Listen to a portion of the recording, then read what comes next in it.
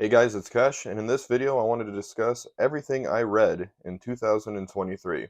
As I said in my last video, my love for reading was rekindled barely last summer, so I have not read too much, but I like to think for barely getting back into it, I read a decent amount. And so I wanted to share what I read with you, and yeah.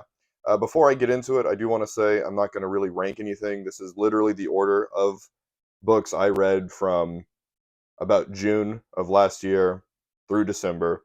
Um, I will have videos in the future kind of telling you my best reads of last year coming up, but this is just the order of the reads. So let's just get into it.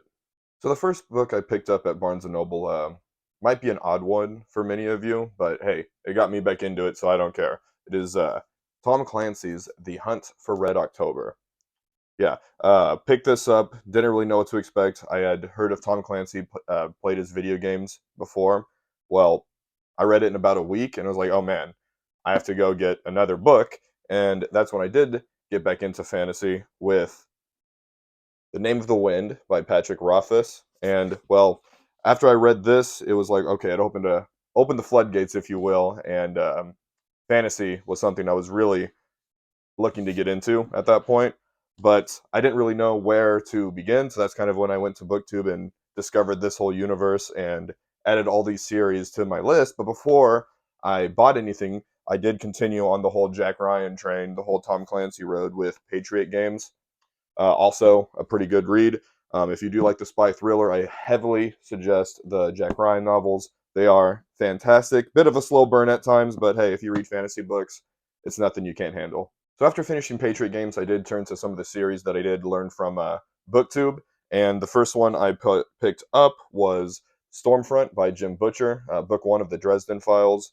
Um, I did like it enough to keep going with the series, and from what I've picked up on YouTube, is that is kind of the common theme there. I didn't not like the book, but I enjoyed it quite a bit enough to keep going, as you'll see here shortly.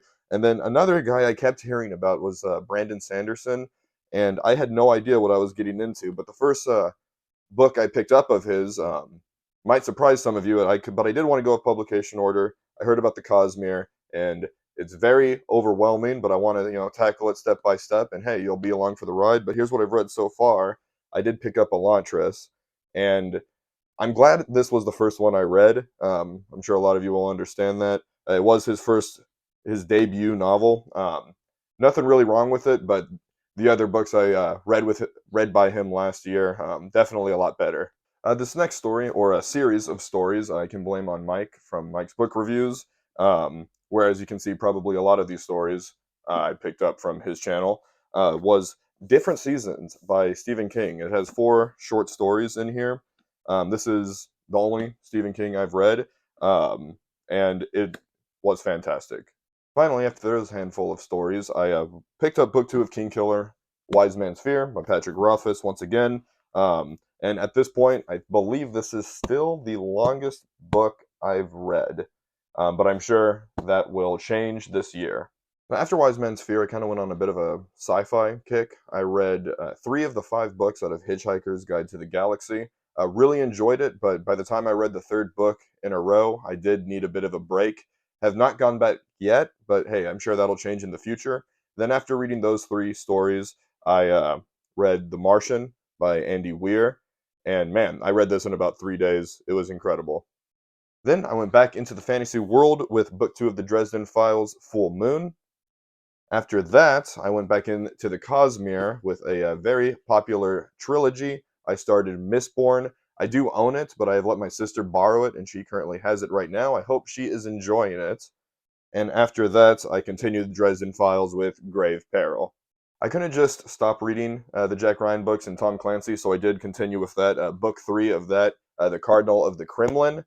And with these stories, I decided I can only read one probably every so often because there's so many series I want to read now, and these aren't small books, but I'll try and fit them in when I can.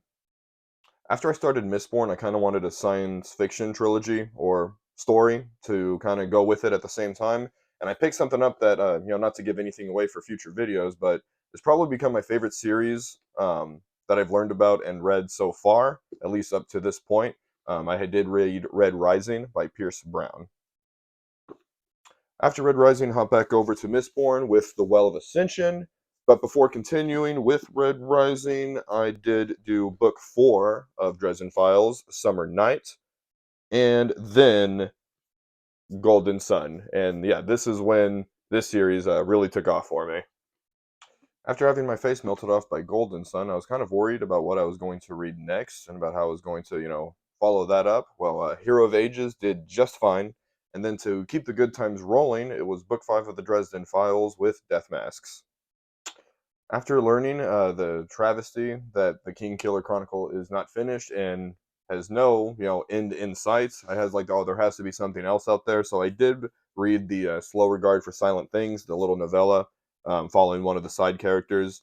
It was fun, Then, however, I concluded the original Red Rising trilogy with Morning Star, and I thought that was a pretty good um, conclusion to the first trilogy. I am happy that they have Pierce Brown continued to write more. However, this is all I've read so far, so I look forward to continuing that this year.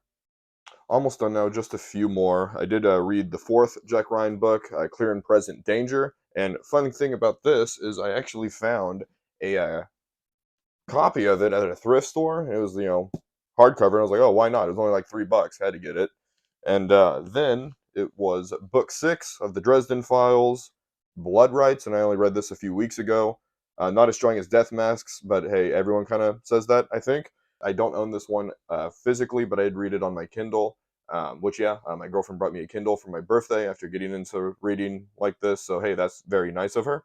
It was The Last Wish, first book into the short story collection to the Witcher series. All of my friends are trying to get me to read the series, so I was like, okay, well, I'm committing to the short story collections, and I'll really see if I like it. Still got to read Sword of Destiny, which I'm getting to here in a few weeks. So I'll be sure to let you know how that goes. And then to close out 2023, the very last thing I did, I was like, well, let's finish up King Killer as best as I can. I picked up his newest story, The Narrow Road Between Desires, and that was the last thing I read of 2023. So, bam, there you go. There you have it. There is everything I read in 2023. Just around 30 books. Nothing, too crazy to write home about. But hey, like I said, I got into it about June of last year, and I think that's a okay start. As you can see, there's still a few series I'm right in the middle of, so I'm continuing those.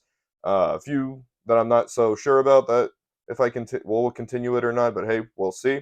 But hey, that's what this is for. You guys are going to be along for the ride.